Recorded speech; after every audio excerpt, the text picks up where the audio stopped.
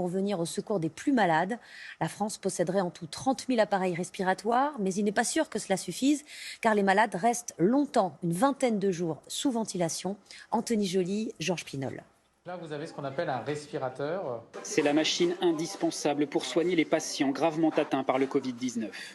Utilisé en réanimation, le respirateur permet d'oxygéner et de rouvrir les poumons. En clair, d'assurer une ventilation artificielle. Le patient est intubé ou non. Depuis début janvier, ce fabricant croule sous les commandes venues du monde entier. Il est aujourd'hui en rupture de stock. C'est complètement vide, il n'y a plus rien ici, il nous reste 2 respirateurs de réanimation, ce sont les 2 derniers qui partent cet après-midi à Nancy et pour l'instant on n'arrive pas à en avoir d'autres.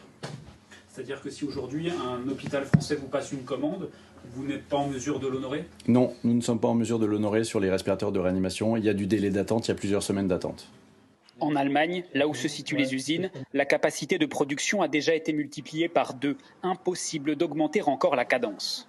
Alors dans les hôpitaux, c'est la chasse aux respirateurs. On récupère ceux des blocs opératoires à l'arrêt, ceux des salles post-opératoires. La France compte environ 30 000 respirateurs. Mais est-ce suffisant ? Faut-il craindre une pénurie ? Pour l'éviter, une des pistes est de récupérer ce type d'appareil, plus petit, utilisé à domicile, pour des bronchites chroniques aiguës par exemple.